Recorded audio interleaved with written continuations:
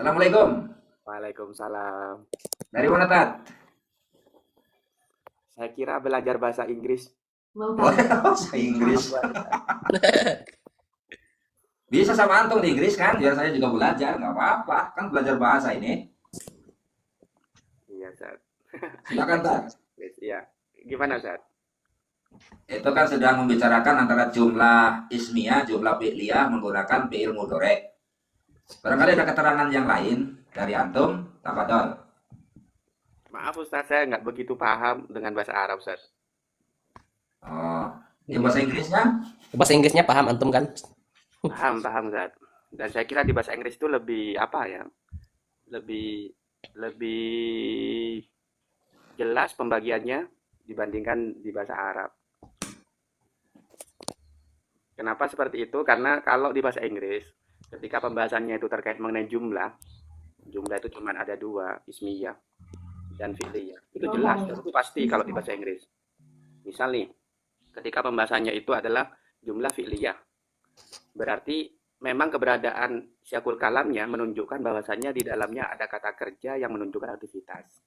Seperti itu dianggap sebagai verbal sentence. Contoh kalimatnya, Bang.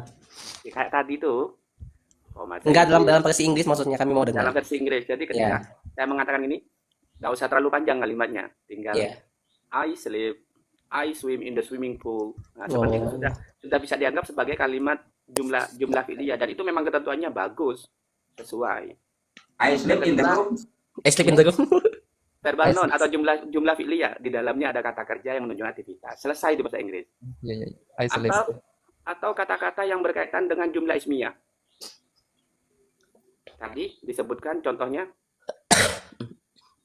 Ahmad, kemudian ada siapa lagi? Muhammad, Ahmad, Muhammad, dan Husain. dan Husain, Yaktubu. Nah, gitu kan. Itu kan termasuk jumlah ismiyah, Ismiyah. ya kan? Karena di dalamnya ada mubtada khobarnya itu kan, sehingga dianggap sebagai jumlah ismiyah. Nah, di bahasa Inggris juga kayak gitu. Jadi ketika saya mengatakan I am student, maka di situ juga bisa dianggap sebagai jumlah ismiyah. Dan itu di dalam bahasa Inggris kalimat itu syakul kalam itu hanya terbagi menjadi dua. Kalau nggak jumlah ismiyah, jumlah fi'liyah. Beda dengan bahasa Arab. Bahasa Arab itu memang gimana ya? Iya, Misalnya nih, misalnya nih, ada sebuah kalimat yang di dalamnya dari awal kan kita tahu bahwasanya jumlah itu kan cuma ada jumlah ismiyah, jumlah fi'liyah. Ternyata di bahasa Arab itu ada jumlah ketika ditentukan untuk menentukan itu jumlah ismiyah, mereka tidak mau.